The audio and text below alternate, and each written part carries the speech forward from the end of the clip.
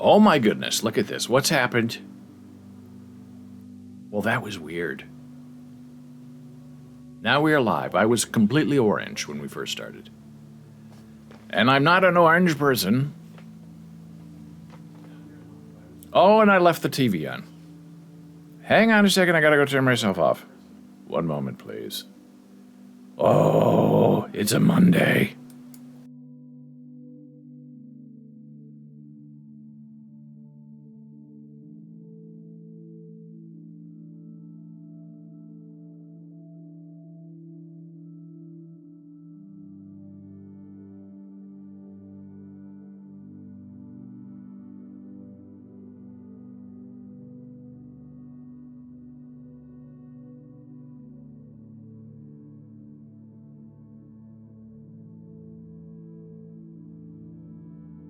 And I'm back again, and I'm orange. I don't know what's going on with this lighting thing. This is not right. That's really weird. Now I'm going to go to the intermission screen and see if it makes me orange again. Sort of orange. Let's go to the big browser. Go back to main.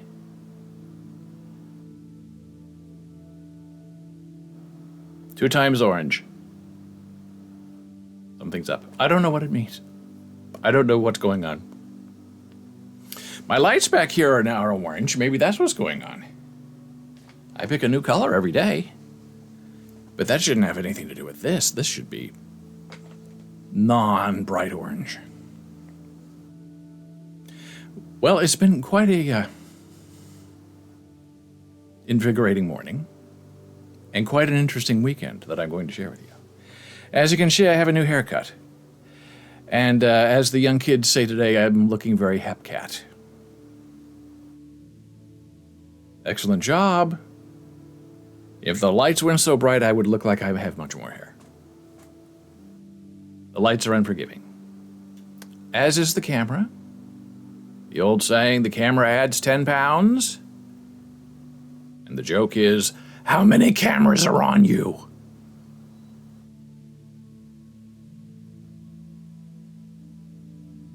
So over the weekend, something very interesting happened. On our Discord server, and I'm going to put the link in chat because why not? Oh, and I can't even see if I'm live on Discord. We are live on Discord. So far, so good, as they say. There's Dig Goes. Join the Discord server, sure. Okay, sure. Well,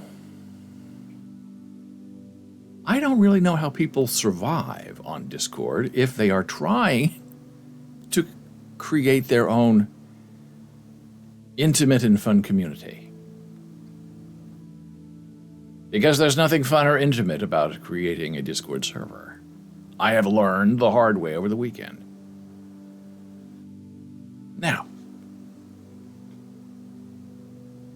for a time, it seems like it's kind of dropped off a little bit, but it seems to be higher overnight, but not always, where we were getting like 5 or 6 joins of our server at a time.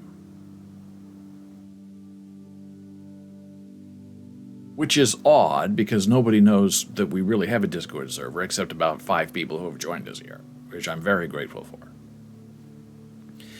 And we have a bot that does verification and times out after 10 minutes. If you don't verify, it kicks you off. And we talked about that last week. And I talked about last week how I could not figure out what is going on where they would come, go into verification, get kicked off. Then 2 hours later, a new round would show up. Fail verification, get kicked off. So it's a repeating cycle with different, clearly bot accounts. And it reminds me of the good old bad days of when you just first started getting into blogging. And you'd post an article, and you'd get notified, if you had notifications turned on, that there were 10 new registrations on your blog in the last 30 seconds. And you think, oh no, this is really bad. This is someone who doesn't like what you've written and is going to tell you off, and they brought all their friends. So then, as the years go on, there's moderation. People have to be cleared before they can yell at you. And I just have no interest in really putting up with people who just want to come in and curse you out and call you names. That, to me, is not conversation. Now, if you want to come in and disagree and be reasonable about it, well, that's wonderful. That's what a blog is for. But lately, especially the last 5 years, that's not what people go to a blog for. They go there to be heard and to punish. Which is why, after a long time of thinking about it, I turned off comments on all of our old blog articles, which I believed in keeping open, because people are always discovering our latest and greatest articles, even if they're 20 years old. And, some of my WordPress staffer friends said, not really anymore. You're just going to get pounded with people putting spam and trying to cause trouble, and even if you have to clear a moderation queue, it's going to take you all day. So now we leave comments open for a period of time, and then they just get closed, which is fine. It's working fine. So when I get these, notifications where I'm just sitting here working and I'm watching my Discord server, and I'm up, these all people around, they're on the server, they're looking around, here they are. And I'm just, my spidey sense is going off. I'm saying there's something's going on here, but I'm not sure exactly what. Because they're not posting any messages. And they're not verified, so they're being kicked from the server. So what's the point of this? I don't really understand. And so finally I went into the group and asked the group, I said, this is going on. What's happening?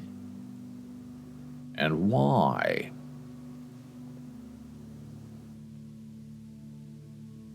And here's what I was told. Oh, Mr. Gordon's here, Commissioner Gordon. And you thought, I'm no doctor, but this is strange. So this is my introduction. I say that I am a paid subscriber because that's sort of important because a lot of people don't pay. So I'm saying I do pay, and I'm trying to figure out what's going on with all these bots coming in. And someone named Vin was very kind enough to reply to me and said that he got censored by a bot trying to answer me because there are things that server doesn't want people to know about how to get around verification. And they're just sort of spam botsy things, bots that try to spam the free thing in the chat, or bots that try to scam you, and I appreciate your insight. And then Vin gave me some other advice, which I found super helpful. He said, what you need to do, and I was aware of this, but I didn't really understand what it meant because I'm new to Discord, and it seems like a lot of work that I would say 95% of the people who have a Discord server don't do. And I didn't do it, and I'm going to tell you what happened. Excuse me, I'm getting hotboxed. 9 o'clock. And Vin said what you need to do is go into a Discord server. You need to create a new role called in verification. And everybody who has that role in verification, which is, 10 minutes or so, they are not allowed to post any message anywhere. And then you go back to your other roles and make sure that they are all can post a message, or nobody's going to be able to post a message. And then you tell your bot that during the verification process that the bot is doing, put those people in that channel and give them that role of in verification, which means that while that 10 minutes is going on, they can't do anything on your server. I was thinking, well, they aren't doing anything in my server anyway. But I appreciated that, so I did that. And then I asked Vin, is there any way to force people to only use English and to automatically remove not safe for work images and text? And Vin had a couple of pieces of advice about the not safe for work thing, but he said the English thing, I don't think that can be enforced. And the reason I was asking is because as I was having this conversation with Vin, excuse me, Vin also said, look, sometimes these are revenge things that people you've, upset, they send bots to come and harass you. And I'm thinking, right after I had my little thing with Sabet and getting kicked off his server, all this started. I'm not saying if Sabet has anything to do with it. I don't know if any of his minions, friends, or associates have anything to do with it. But we do believe there's no such thing as a coincidence on this live stream. And maybe it's just some rando who was watching our conversation briefly on Twitter and said, meow, I'm going to go go after him and get him, meow. Which is fine because nothing really seriously happened yet so far. And then, after all, I talked to Vin, we got even more. So someone was watching that, probably separately. We got even more bots coming on. And a couple of people, 2 or 3, got their registration. They had accounts that were very old, like over 3 years old, so they got verified. And they started posting in different languages. One person was using my last name as their username, saying they had that name first, and why did I steal their server? And then another person saying, oh, that person that you stole their name, they're a not safe for work NFT artist based in wherever. So I'm thinking, where did that come from? Why am I getting all that all of a sudden out of nowhere? Weird. And I didn't really reply any of it because I wanted to see if they were going to stick around or leave. And I created a whole new role for that Bowles person because that was their username. And that role was non-staff. So if that person was going to try to DM people in my server, hopefully the person would see, oh, that's not an official person. It appears that person has now left this morning after I signed that role. But here's where it gets very interesting. This morning, getting ready to do the show, I see on Jana's Discord account that she has 50 DM messages, direct messages, on our Discord server from all of these bots that had been joining us every 2 hours, 5 at a time for the past 2 days. And they were wanting things from her, we're not supposed to send a DM. So I thought, my new friend Vin is right. That's what they were doing. They were coming to the server, going into verification, and then they seem to know, because the bot tells them you have 10 minutes to verify, you're being kicked, that they have 10 minutes to send all 10 of the people on my server, except for me, not me. Smart, right? DM messages to, I guess, try to steal their information, get access to their account, all these terrible things. So I deleted, reported, banned all those bot accounts. And I realized, oh my gosh, what a lot of work this is. How would, if I didn't have the verification botting, these bots would be probably immediately part of the server and sending stuff to people. So I went into server settings for my own server, turned off my DMs, turned off Janice DMs, turned off our Bowles brand bot thing, turned off those DMs. And I say to you, if you are on our Discord server, turn off your DMs because that's where all the trouble's going to start. And I apologize proactively for any bots that may have sent you a message. And they're very convincing. Some of them are cloying and cute. And, oh, I know it's silly to send a DM and we don't know each other, but blah, blah, blah. So I sort of shudder to think if I had been not as sort of proactive, but not as proactive as I should have been, these bots would be all over my server. Probably spamming everything everywhere. And another person this morning replied to the conversation that Vin and I were having, saying, yeah, this is all about DMs. They want to, steal stuff from your people. So you have to fight them right at the beginning and not ever allow them to get on your server. And meanwhile, good, righteous, legitimate people who are trying to join the server have to go through a verification process, and it's like, why are you hassling me? I don't like it. But what are you supposed to do about it? Except try to put up fences and boundaries and barriers. And so rules, I had to say, look, no not safe for work images. You post it in a language other than English. It's being deleted, and you violate this, and you're going to be banned. So I don't know if the bot invasion is over or if it's just taking a rest, because it seems to kind of come in waves. I find the whole thing very weird. And our friend Vin said that Discord is working on doing all of this botting stuff that we now do separately with 10 different bots. Some bots check language, some bots check images, some bots do verification, some bots try to do it all, but not very well.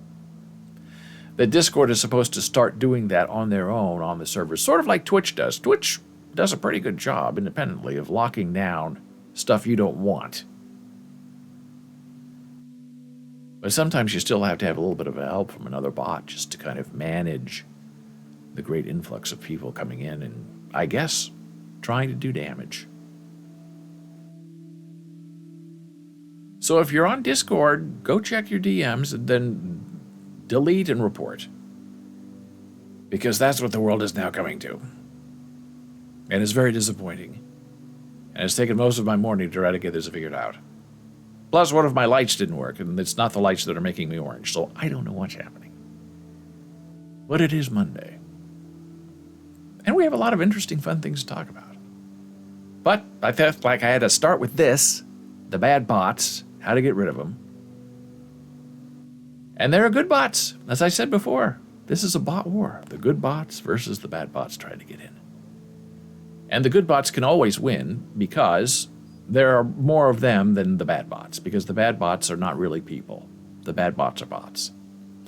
The troublesome part is when you have a person trying to be a bad bot. Then you're dealing with creativity, which is fine. It just takes a little extra time.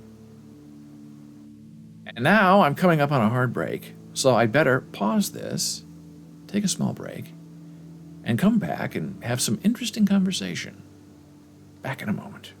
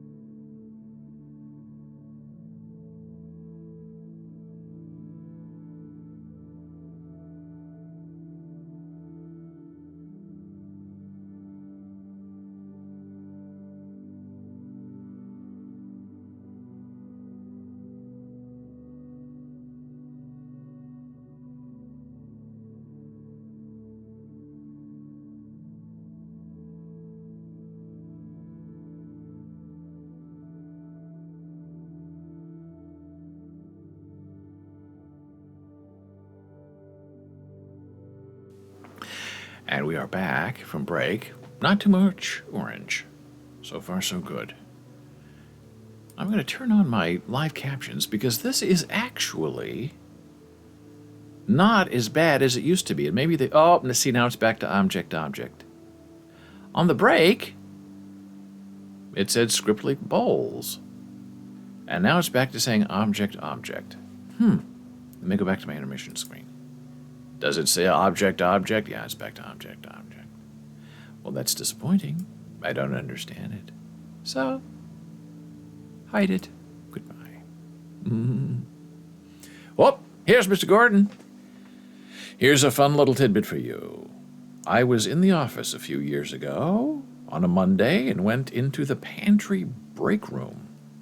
I was making a cup of coffee and said to a younger office person, "Just another manic Monday. I hope you sang the melody."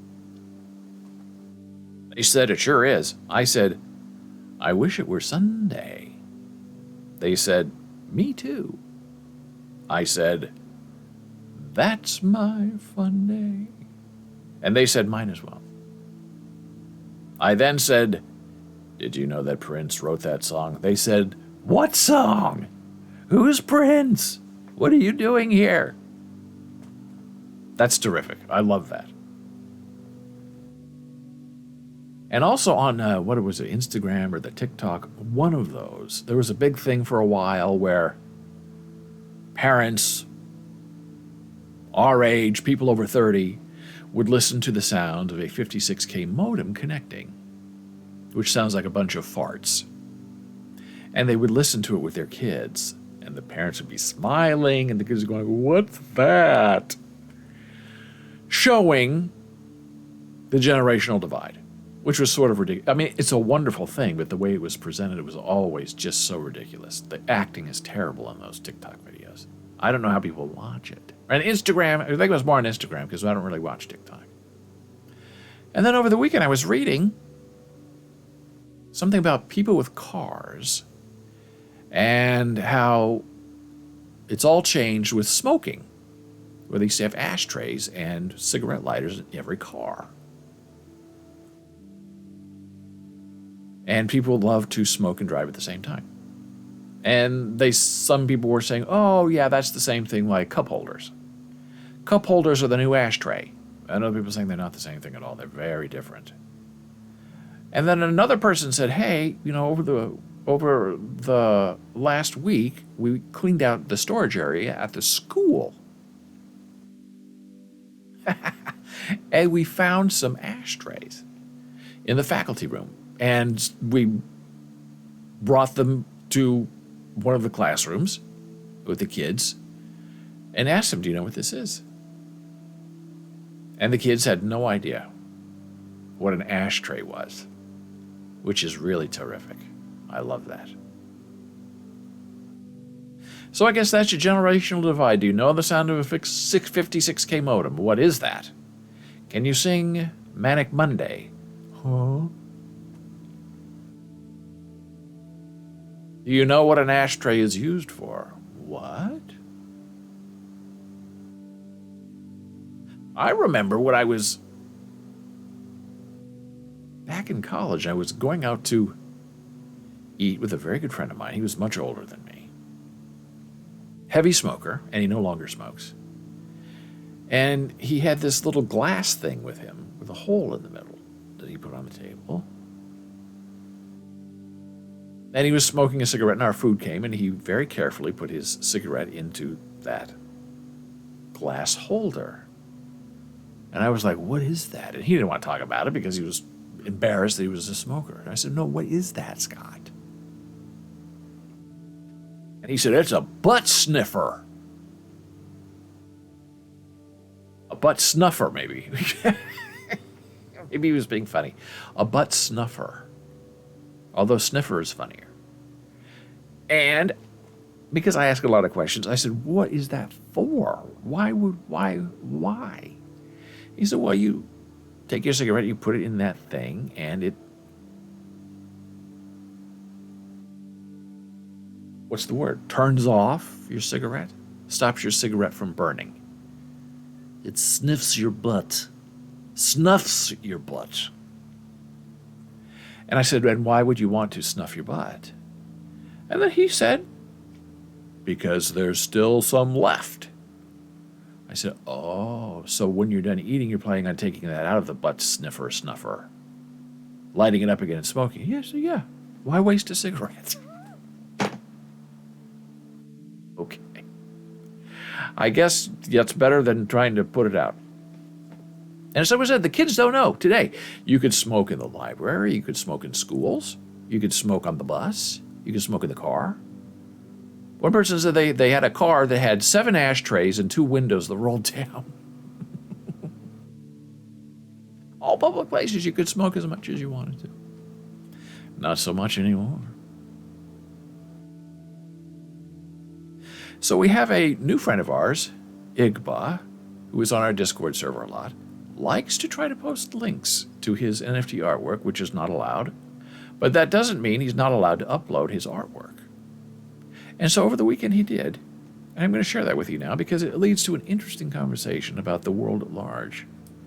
So this is our friend Igba. And sometimes Igba is here. I don't know if Igba is male or female. It doesn't matter. But sometimes Igba is here with us and sometimes not.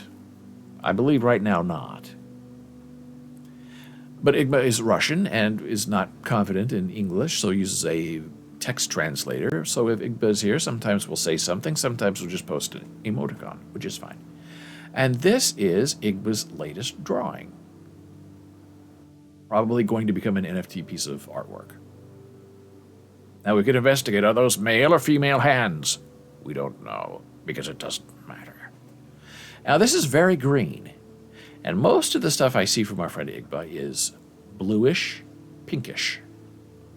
Over the weekend, posted something black and white that looked like a cockroach to me, honestly. Not very beautiful. But this, interesting, beautiful, done on an iPad. So I asked in our Discord server, looks new, based on my experience with you, what's going on? And our friend Igba replied, and here is Igba's reply. I was inspired by a visit to a haunted castle to draw that NFT. According to legend, a little girl's ghost lives there, which intrigued me immediately. When I got home, I immediately made a sketch, and that is the image of the haunted castle. Now, I usually don't like to bother people, like, who are you, where are you from, where do you live, or even what is your gender, because none of that really matters. But in this case, Igba brought it up, and it felt to me like maybe it did matter, because I was very curious where this haunted castle was. So I asked. And if Igba didn't want to answer me, that's fine. And it took a little while. But I guess Igba was okay to answer. This is in Abkhazia. I had never heard of Abkhazia before. I'm sure there are many places in the world I've never heard of, which is my low being and not anyone else's. So I just did a little bit of research. Wow. Abkhazia is officially the Republic of Abkhazia, is a de facto state in the South Caucasus, recognized by most countries as part of Georgia, which views the region as an autonomous republic. This is all very complex. It lies on the eastern coast of the Black Sea, south of the Greater Caucasus Mountains in northwestern Georgia. And there's the flag of Abkhazia with a hand in the stars. I've never seen this flag before. And our friend Igba says this is a former part of Georgia. Ancient place. There are many caves here. Now, isn't that an interesting thing to tell somebody? Not that we're free, we're fighting a war, or not a war. We believe in dance, we believe in music, we believe in NFT artwork. No. We have caves. So our conversation continued. But first, here is Abkhazia, right here. There's the Black Sea, yes. There is Russia. Gordon says, when you said you hadn't heard of Abkhazia, I thought of a friend who had not heard of Georgia. And I say that's funny. Funny happenstance, because I thought of that before you said it was part of Georgia. And it is, I admit it, geography can be confusing. When your world is the United States and you hear, oh, the state of Georgia, you think, oh, Georgia, Atlanta. But there's also a Georgia, Georgia that's right near Russia. And there is Georgia, and there is Abkhazia right there is a spoke of Georgia, and Russia is right there, looking, bleeding. Yeah. And Ukraine is over this away. So to me, looking this up, Abkhazia, gives me a little bit of concern for our friend Igba. So our conversation continued. I said, is it officially part of Georgia in any way? Does Russia still claim it as they do Ukraine? Because in a previous conversation, our friend Igba, several days ago, had said he is from Russia, formerly of Russia, not living in Russia because of what's going on in Ukraine and Putin. So that's why I kind of said, look, you're very close to Russia. What's going on? And our friend Igba said, for the first time, really, that she has weighed in on this, said Russia has its bloody claws everywhere. This is a sad fact. Now, I'm very curious what that phrase would be in Russian. Bloody claws everywhere, because the translation into English is spectacular. So I replied, well, how do they, Russia, Putin, get away with it? Is it fear, retaliation? And then I asked, why doesn't Ukraine just go in and attack Moscow?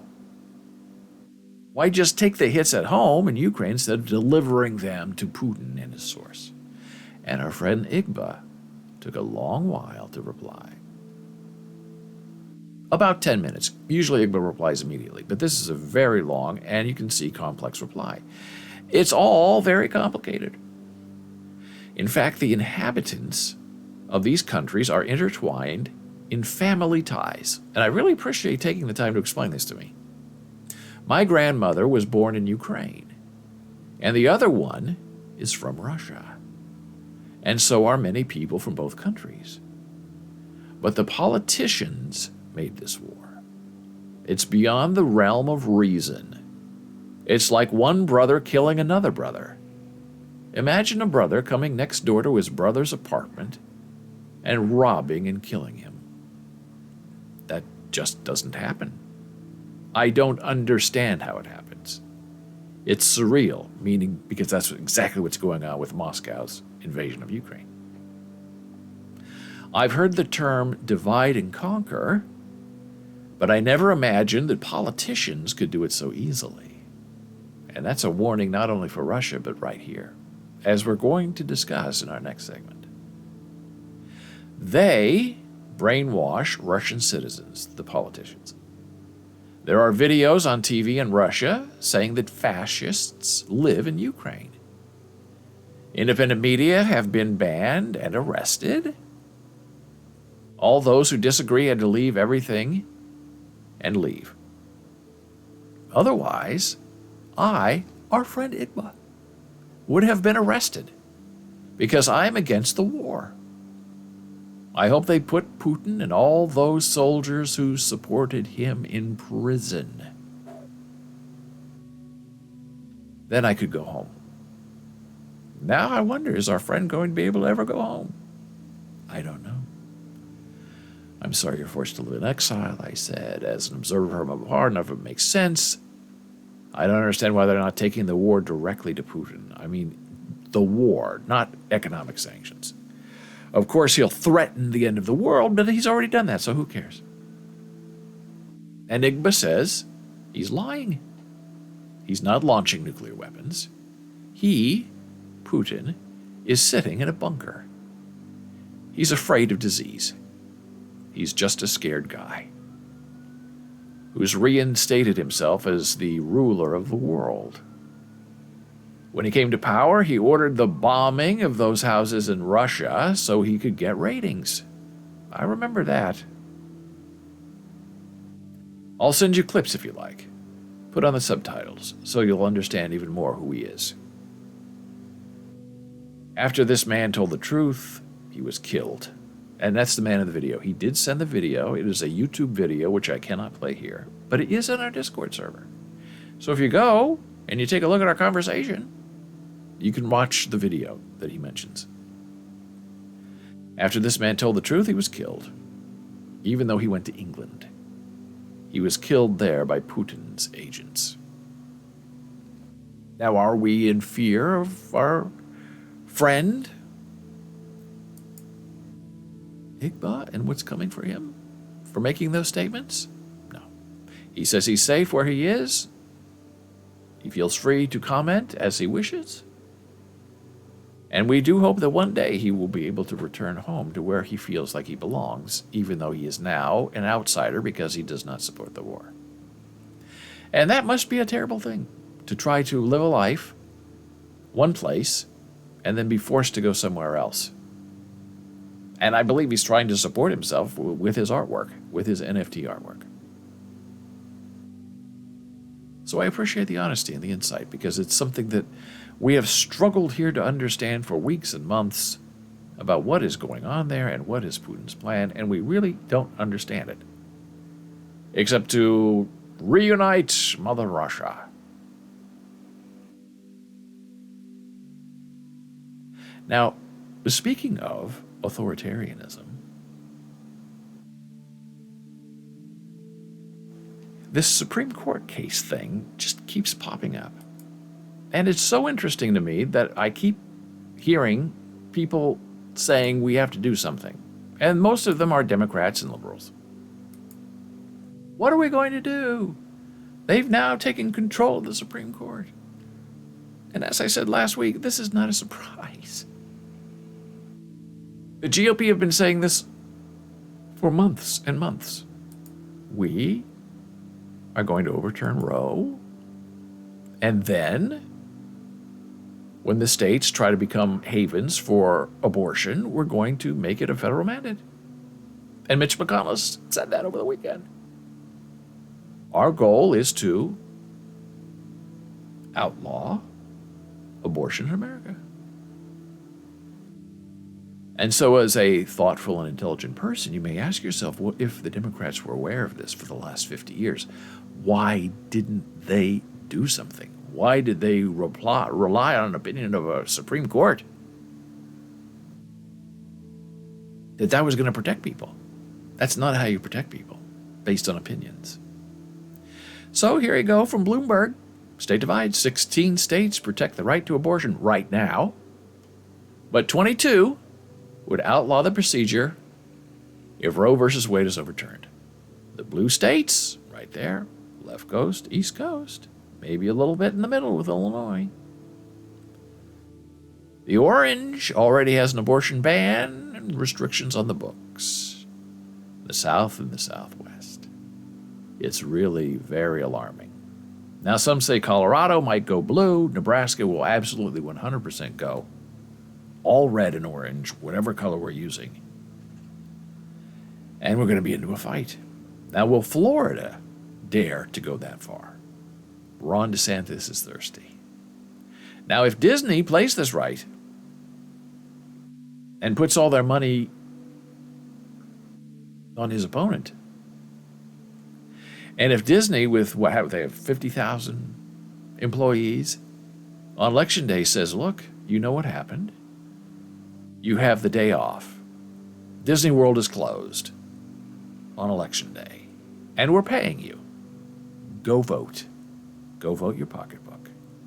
And if that happened, Ron DeSantis is finished. Will it happen? I don't know. So this is the thing that was all the talk over the weekend. It's just so viscerally insulting that we can't not just chat about it for a moment. This is the draft from Alito that quotes, I guess, something that Amy Coney Barrett has said in the past. Nearly 1 million women were seeking to adopt children in 2002. They were in demand for a child. Whereas the domestic supply of infants relinquished at birth or within the first month of life and available to be adopted has become virtually non-existent. Now, Amy Coney Barrett, we know, is a traditionalist. She believes that the man is the head of the house. She believes, as does her family, her mother and father, that women should always be subservient to men.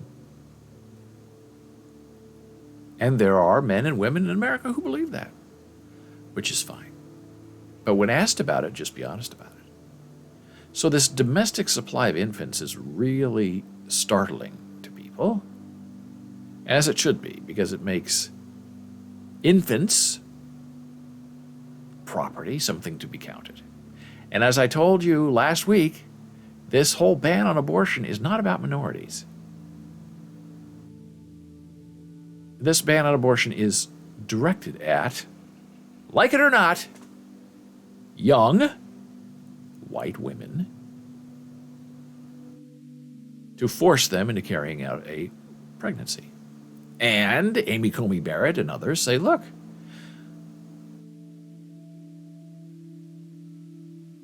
white babies will be adopted. Minority babies, there are too many of them already because the minorities are becoming the majority racially in America, and white people are scared of that. So what do? The Catholic Church, which is mainly white, presses people to have more children. The Mormon Church, which is mainly white, puts a big emphasis on building a big family. Well, that hasn't really been working from the religious point of view, so the religious point of view has to stretch out a little bit farther and stop these middle-class, low-income, white women from aborting their babies. Because white babies grow up and become white voters, and the GOP is in desperate need of being salvaged by white people. Because right now, what they want for America is not really what the racial minority in America wants for themselves. So they see that as a tremendous threat to their political future. And they've been patient. They've spent the last 50 years working on elections, getting Republicans in high places, and finding ways to manipulate the vote. And I'm going to continue on this for just a little while longer. But I have to take a break because a hard break is coming up. Back in a moment.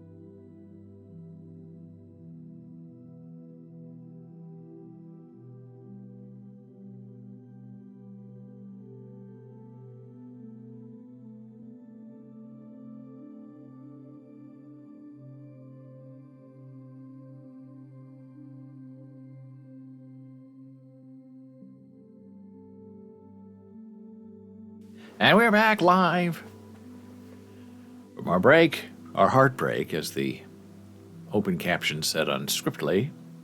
This is Bowles TV, live Monday through Friday at 9 a.m. Eastern. I'm David Bowles. Jana Marie Sweetheart will be here with you once again Saturday and Sunday at 11 a.m., talking about disability and American Sign Language and many, many, many fun things. I hope you'll join her for about an hour, Saturday and Sunday. So before we go back to the domestic supply of infants, just a little comment on what Gordon said about Georgia and people not knowing. Now, it's very hard when you live a modern life is you try to know things. And sometimes you think that everyone knows what you know. And then you get upset or you get high-powered. Well, you don't know this one. So when you're having conversations with people, it's a very fine line. Trying to have a conversation with them when you suspect that maybe they don't know exactly what you're talking about. Because they don't know. They've never learned it. It's never been taught to them. And some people are interested. Hey, teach me what you know. Other people get very defensive. Don't tell me what you know. I know what I know. So it's a very fine line, but you can never hold it against somebody if they don't know something. And then once they know, and then they either choose to forget it or ignore it, then maybe you can take an issue with them. But if they don't know that there are two different places called Georgia, whatever, then you can take a moment to explain it to them. And if they say there's only one Georgia in these United States of America, okay then. There you go. You have your answer.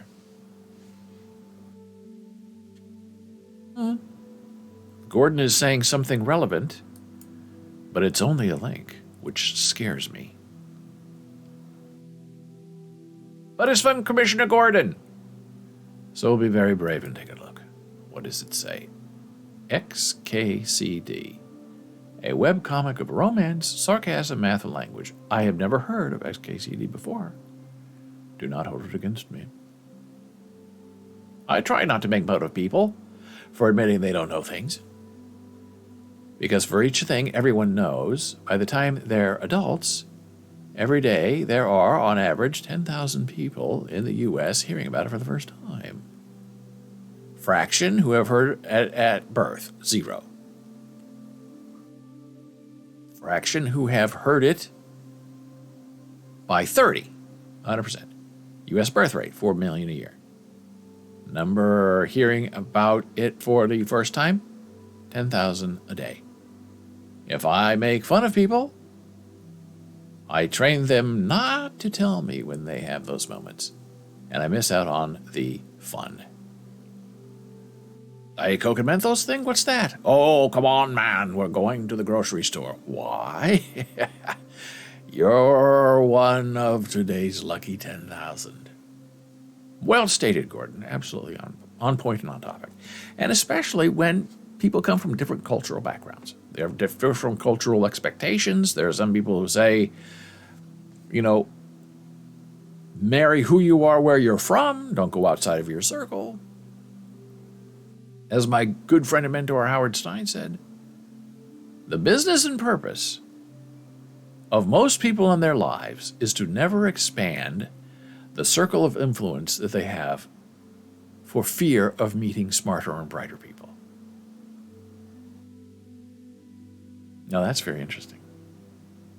Because there are some people who are born, live, and die in the same town in which they were born. And there are other people who try to get out and explore the rest of the world as fast as they can. Can we hold it against anybody? No. We don't hold it against anybody. The people who want to get out and the people who want to stay forever. And some people who get out and don't want to stay do get a little bit judgy sometimes of people who just want to stay where they are. It's something that some people don't understand. So going back to this domestic supply of infants, we just have to just break that up just a little bit because it's so interesting on so many levels. Domestic, okay? For many years. Oh! Mr. Gordon says, I also have a habit of not telling people when I already know something. Did you know that this person was in that movie? Really? That's interesting. because the retelling of the information can sometimes come with nuances that we didn't know. And so by permitting them to tell us what we know, we sometimes learn something new. And it's a free present to allow someone the joy of sharing information. Wonderfully said, Gordon. I completely agree and understand it. And sometimes, like when I go to the doctor, I like to learn things, and I ask very specific questions. And some doctors shut it down, and other doctors, like the wife of my skin doctor, when I first went to her many, many years ago and was asking her questions, and she said, "You are an assistant skin doctor." And I said, "Well, thank you very much. I'll put that on my resume." And maybe I did, maybe I didn't. But I do tell people, because sometimes people, why are you asking so many questions? And so I say, I have learned now to say, I like to learn new things. I'm curious how this works. And then they're okay. They don't think you're questioning them. Because if you ask a lot of questions, they think you're questioning their knowledge or their authority. I say, I'm not doing that at all. I'm just trying to understand this because I like to learn new things. And I got a lot of that from also my friend, Howard Stein, who had injured his rotator cuff when he was older in an accident where he tripped and fell. And he was in physical therapy for the rest of his life, which was about 20 years. And he would just go every week and work with the guy. It was this young kid, physical therapist, that said, "Howard, you study, you work on this? I'm so impressed." And Howard said, "Really?" He said, "Yeah, most of my people that I work with, they're not interested in learning what I have to share with them." And he said, "Howard, you're always interested in learning something new." And Howard was like, "Well, of course, what do you mean?" I'm the same way, but I guess people aren't that. People don't want to hear it. So now, back to this domestic supply of infants. For many, many years, if you wanted to adopt a white baby, you had to go outside of the United States because white babies are a rare commodity for people who want a white infant. And the main places you would go were Eastern Europe. A lot of Russian babies. And it was difficult. I had a friend of mine who was a lawyer, and he happened to be Jewish, and he and his wife happened to not be able to have children. And he always wanted to adopt. I think he did like 5 kids, but he wanted to adopt them as infants as early as possible. Infants. And he said the reason was because he wanted to raise them as early as possible in the Jewish faith. Now, why can't you adopt a 10-year-old and indoctrinate them into the Jewish faith or whatever faith you wish? But he had this thing.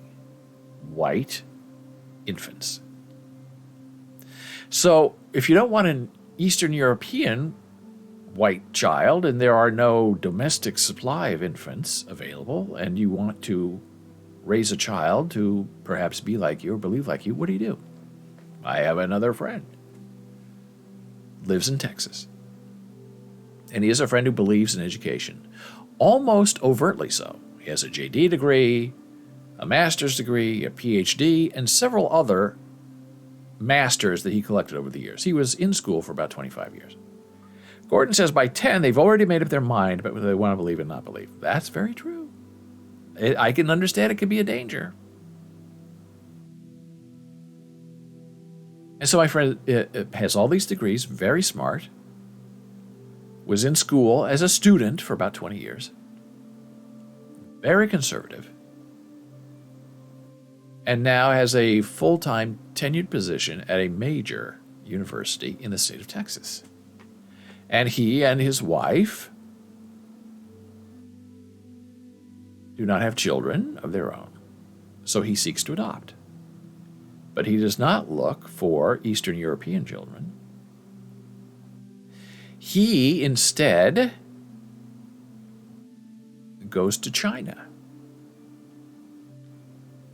and has adopted, I believe, 3 or 4 infants from China. And other than virtue signaling, oh, aren't you a wonderful religious man for adopting these Chinese babies that nobody wants? There's another reason that he does it, and he's very clear about it.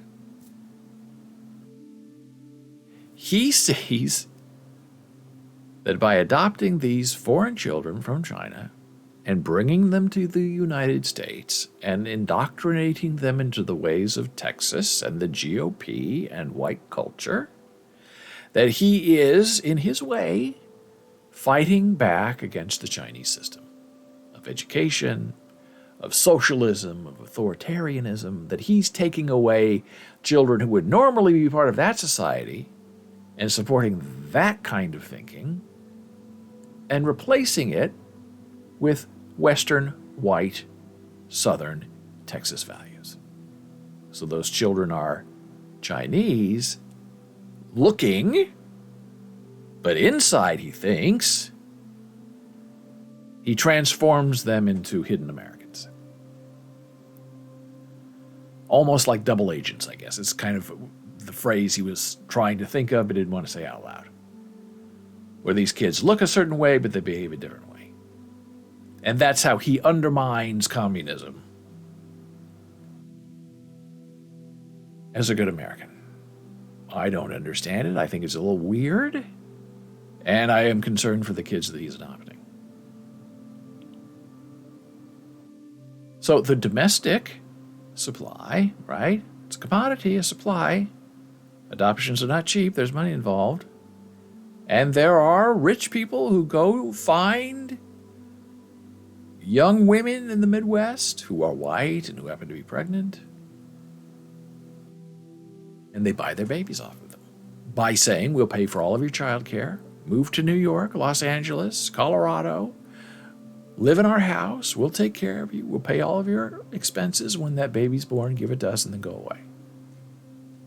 Surrogacy on a very strange level. And the other part of this for parsing is the word infants, which is really, really remarkable. Because it's well known, if it's dogs or cats or children, people want to adopt puppies and kittens and infants. Because they're cute and they haven't been destroyed or manipulated by a system that doesn't care about them. Is it kinder and nicer to adopt an older child? If that's what you're really interested in, is helping someone have a good life? I think it's pretty well known in the adoption agency game that if you're over a certain age, you're aging out of adoption and you're going to be a ward of the state until you turn whatever, 16 or 18. And it's a very sad thing. It's very rare to see an older child adopted into a loving family. And I'm not talking about foster care, because foster care is a whole different thing. Lots of virtue signaling going on there, and a lot of people getting paid a lot of money to take care of children that other people do not want. And some people say it's great we have them, and other people say there needs to be some kind of limit on it because it can get out of hand without the right kind of supervision. So, if you don't have a good domestic supply of infants, what are you going to do? Well, you work for 50 years to get a Supreme Court that will force the breeding of a proper domestic supply of infants.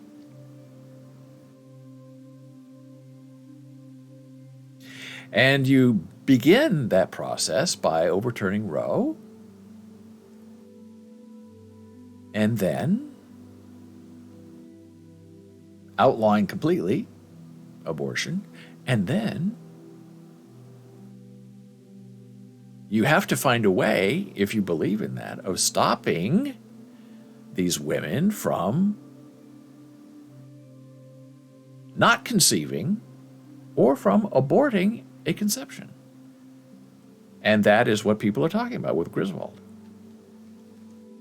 The right to privacy. And these conservatives are going to say you do not have a right to a day after pill. That's murder. You do not have a right to have birth control or condoms, because that prevents the domestic supply of infants. Now, if you are of a color or a minority or a race that we do not like, well, you do whatever you want to do, you know. And there are some conservatives who say, look, let them do what they want to do. We have to focus on the white domestic supply of infants. Now, they can't say that out loud, but that's what this is all about, really. Domestic supply of infants relinquished at birth. And that's a problem because some of these, young women stuck in the Midwest, wherever, brought to New York, taken care of, fed, housed, taken to the best doctors, then they have their baby. Oh, I don't want to give up my baby. I feel better now. I have a life. And these people who have paid for it all say, wait a minute now. No. That's our domestic supply, not yours. And so the memes are coming. Mitch McConnell, a year or two ago, I wrote an article about him in blogs.com saying he is the most powerful person in Washington. And it's not, at that time, Donald Trump. It's Mitch. This is before he pushed Amy Coney Barrett on the Supreme Court with 13 days before the election. A leaked opinion is an attack on the independence of the Supreme Court. He says it with a straight face, and he knows it's all a game, and he knows he's lying, and he has one purpose and one person only. And he's made it very clear. He wants conservative justices on every judicial bench in America. That is his game. That is his ploy. That is his plan. And are the Democrats stopping him? No. Will they stop him? No. He is in many ways unstoppable. And now the memes are starting to come out.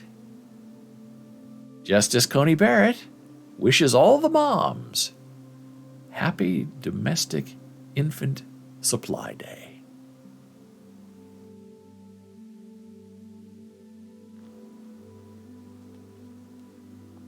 It stings while it resonates laughter. And if you're wondering about this, here is from the International Business Times. This is the story. Amy Coney Barrett, Samuel Alito referenced domestic supply of infants to overturn Roe Wade. Talking about the language of the draft. The leak of the majority draft of the opinion by Justice Alito revealed the majority conservative Supreme Court does indeed intend to overturn the landmark Roe Wade ruling, raising alarms among many, not just because of what it would mean in terms of women's rights to make decisions for their own bodies, but also some of the alarming language within the draft. In the draft leaked to Politico, Alito references adoption as a reason for abortion to be overturned, using the phrase domestic supply of infants to indicate that less abortion would help increase the supply of babies that adoptive mothers are seeking. Everyone wants a puppy. And that current safe haven laws and other programs allow women to safely give their children up with no repercussions. Many have picked up on the phrase as a Justice Amy Coney Barrett, who was appointed and confirmed to the court in the final weeks of Donald Trump's presidency prior to his losing the election of President Joe Biden, made a similar argument in December when hearing the Dobbs versus Jackson case addressing Mississippi's 15-week abortion ban.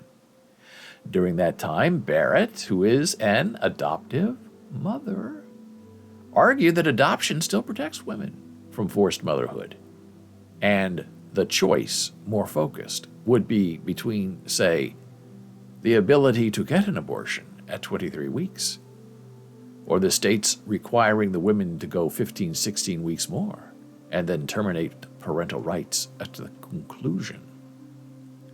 Many have since condemned the commentary, comparing it to treating women as cattle for breeding, as well as The Handmaid's Tale, stating that the terminology was also reminiscent of human trafficking.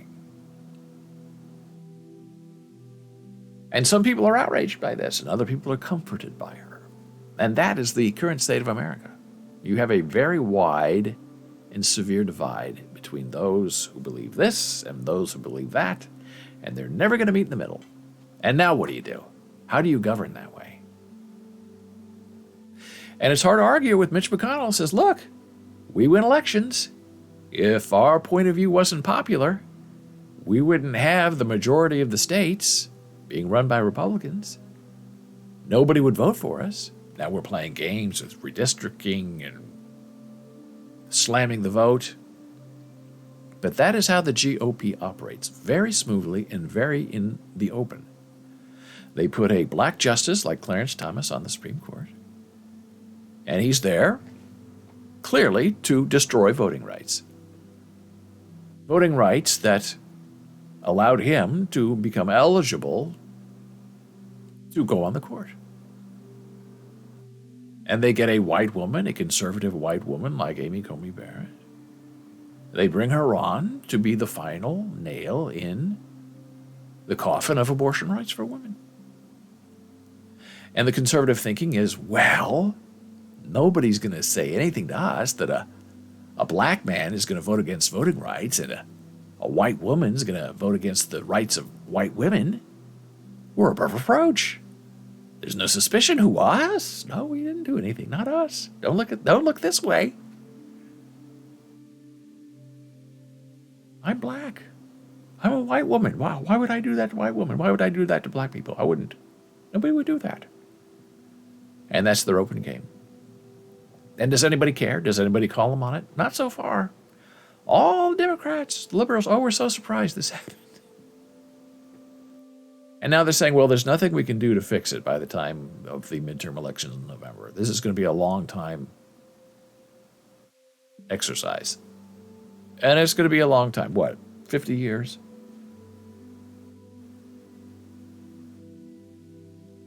And people are going to have to start picking sides. The right has already picked a side. The left, complete and total disarray. No focus. But maybe something will happen that will bring them all together.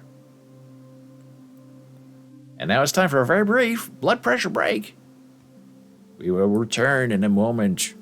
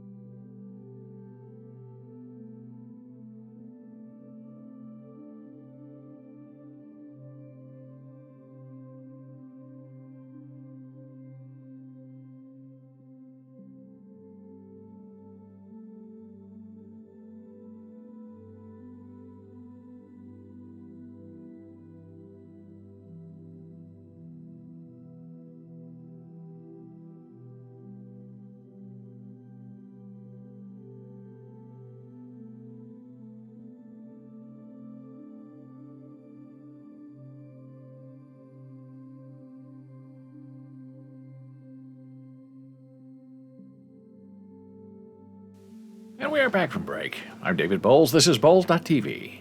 BOLES.tv. We are here live Monday through Friday, 9 a.m. Eastern. And now, the return of Jana Marie. On the weekends, 11 a.m. Eastern, as she has her own show. Totally in ASL and typed text. So if you know ASL, you'll have a good time. If you don't know sign language, you'll have a good time because whatever she says that's important, she types in chat and you can ask her questions and she answers you back in chat too. So if you're a student or you're just hanging out, you want to learn something new, hey, come on over. Well, speaking of interesting things that have been going on, as I mentioned last week, the domestic supply of COVID infections is rising, especially on university campuses. I said in Jana Marie's world, like 30% of students in classes have or have been near someone infected with COVID in the last 3 weeks. It's just skyrocketing in New York City. Now what do? I don't know. Well, here's what one school's doing.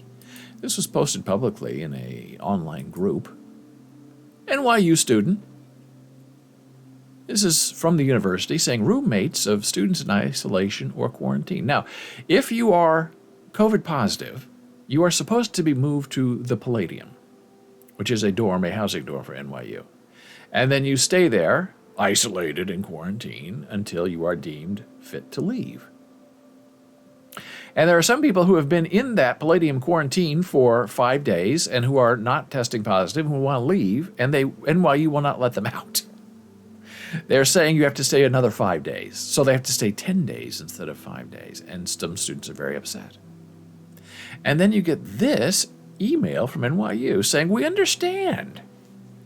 You may have questions about living with someone who tested positive for COVID-19 because they've run out of quarantine room at the Palladium. So now they're changing. They're not putting you in quarantine if you're COVID positive. They're making you stay in your dorm room. It's important to remember that residential students who become sick with many different illnesses, such as the flu, a cold, mono, a stomach virus, usually remain in shared rooms and suites with their roommates while recovering. Now, isn't that interesting? All of a sudden, after 2.5 years of separation condemnation of COVID-19 patients, NYU is now saying, oh no, a COVID infection is no worse than mononucleosis. It's the same as a stomach virus. No big deal. We have been moving students to the Palladium and locking them in for 10 days, but for you, just stay in your room. Infect your other roommates if possible. It's not a big deal. And then it goes on. Today, thanks to highly effective vaccines, mutations in the virus that are associated with milder illness, higher population level immunity, and more widely available medication, when clinically indicated, that doesn't mean we're giving you medication. Students are rarely getting severely ill from COVID-19. Well, isn't that great? These reasons, coupled with NYU's very high rate of boosters, makes NYU especially well positioned to use an isolate-in-place protocol. Under this protocol, residential students who test positive for COVID-19 will now isolate in their own rooms, in their own suites, even though their roommates may be negative for COVID-19, without the need to relocate to a temporary housing assignment like the Palladium.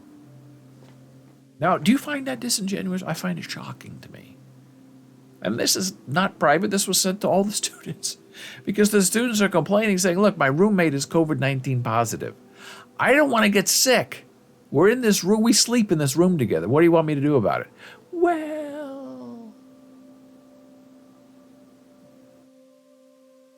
if you get it, it's just like a cold. Now, that's what the radical right-wing nuts have been saying all this time. Oh, it's just like the flu. And all of these medical professionals are saying, no. COVID is not the flu. There's a thing called long-term COVID. and it's coming after you. And some people in this group are blasting them, saying there are only 2 weeks left in the semester. This week and next week are finals. Meow. What do you want them to do?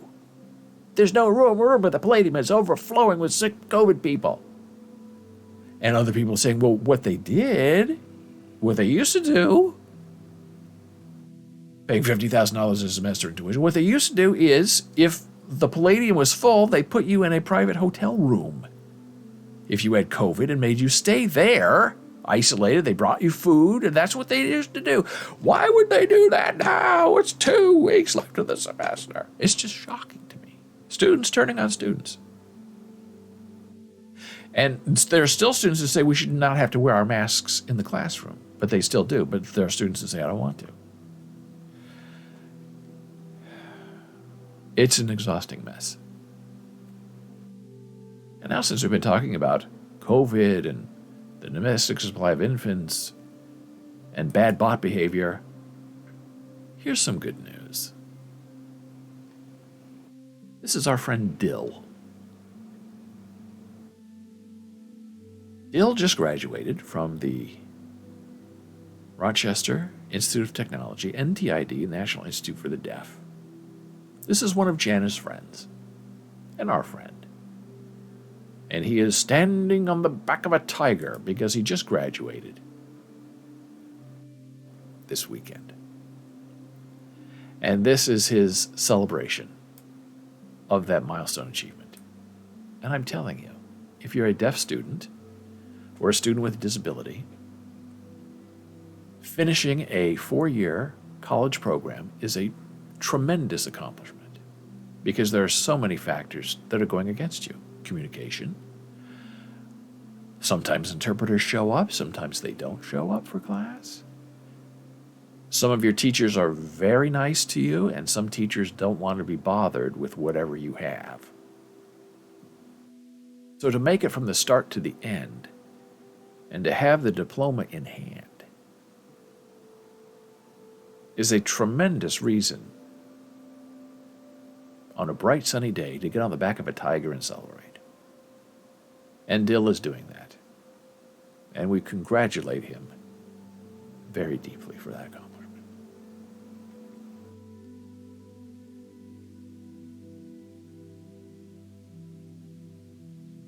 Speaking of accomplishments, this is just an ongoing fascination with me. NFTs I love. NFT artwork I love. Crypto, interesting to me. And this is the story of an entrepreneur who bought a Bored Ape for $200,000 and then bought the biological mutant apes for he bought 3 or 4 of those for $50,000 to $60,000.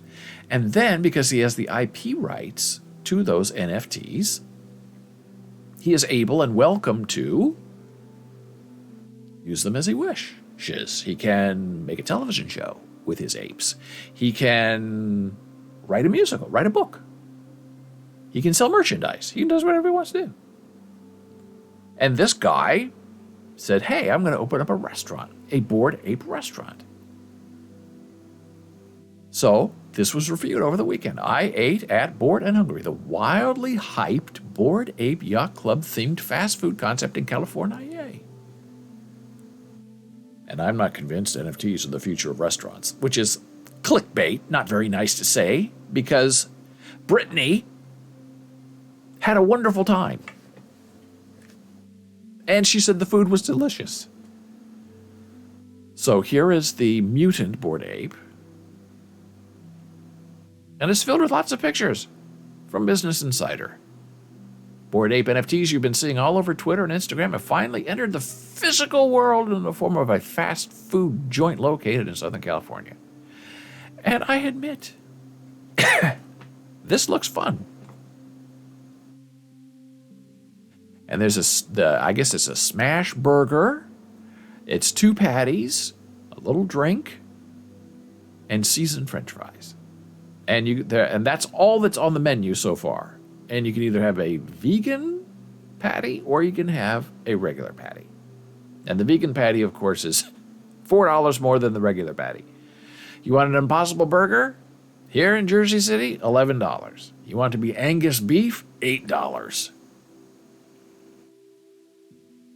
This is what the restaurant looks like. And it looks like a big cartoon. It's really the super cutest thing you've ever seen. And here's the bored ape eating your burger. I love the artwork. What can I say? It's really, really well done. And the mutant smoking a cigar.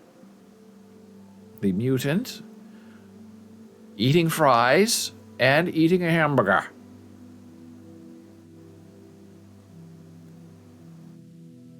And this is the interior. It's a small little space with the cutouts of the bored apes and then the beautiful floor design. I guess it's a vinyl flooring that they created using the apes. And this you can see right here. This is the main ape that I think his name is Andy purchased. And then these other mutant apes, which are cheaper, with the melting faces. He bought more of those. So that's his bored ape, the melty ape. And it's a very long, beautiful article. And you can go vegan or you can go with the regular beef. And it's close to Disney, land, and about 20 miles from the airport. So it's sort of centrally located in Southern California. Lots of photos, and no people. I guess she was there early when there weren't a lot of people there. And I love that the fries have the mutant ape with the schnot, whatever, coming off and going onto your fries. I think that's fabulous. And if they were smart, they'd have some kind of green cheese you could add to it, which would make it even more ridiculous looking. Here's the big shot of the floor, which you would never get if it were open to people. But she got it. You can pay with Bitcoin or a credit card. No cash accepted. It's the way of the world. Very smart. I think it's very delightful. And I would like to go right there, right now, and have a vegan patty burger. Oh, this is what I love. There's all the snot coming onto your fries. A little bit of a lost opportunity there. Could make them snotty, cheesy fries. And she just took picture after picture. It's a picture story. Oh, and there's the floor with the schnotty bored ape right in the middle. Just delightful. It makes me want to go buy a bored ape, but I don't have $300,000. It's a boring menu because all you can just order the fries. No cash allowed is a good way to keep people away that are homeless. Ooh, now that's interesting. I didn't even think about that, Gordon. Yeah, cash is a disappearing commodity. I don't like to carry cash because cash, if you lose it, is gone forever. Whereas if you have a credit card and you lose your credit card and somebody does something to it, you'll be okay. And you can have grilled or diced onions. She does have one shot of the vegan burger, which looked tremendously delicious to me. This is it. This is the vegan burger. Oh, that looks so good. 2 patties with some kind of vegan Russian sauce on it. And that's the regular patty. Oh, it looks so delightful. I wish I could go right now. I think it's a wonderful idea. Chain idea. Terrific. They get sold out very quickly. You have to go very early, get in line, because by noon or whatever, they're out of everything. But she had set something up where she was the first one there and the only one in the entire place. So it's a big advertisement. And over the weekend, this was posted on Mother's Day. And another article posted from Business Insider was a review of snack wraps from McDonald's, which they don't offer in America anymore. So this woman traveled to Canada to have a snack wrap there and to wonder why they were no longer available in the Americas. So that was kind of funny. Lots of fast food being reviewed on Mother's Day, which is probably more telling about the slow news day than the appeal of a vegan bored ape burger.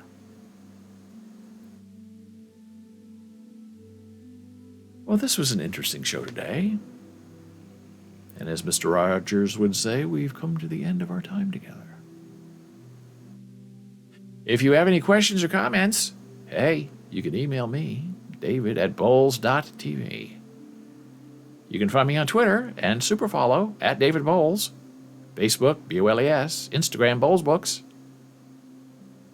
On the TikTok, we are Bowles TV, and here's our Discord server if you want to go walk around there, verify yourself, look at Igba's video link to what's going on in Russia. Very interesting. And if you have any questions or comments for Jana and her show, something you want to learn about education or disability or sign language or communication, nonverbal communication, you can email her, Jana@bowles.tv. So until tomorrow, I wish you a wonderful day, a delightful nap, a good rest, and a solid waking up. And whatever your state, I do wish for you that your soul is filled with joy and anticipation. Thank you for being here. I will see you tomorrow.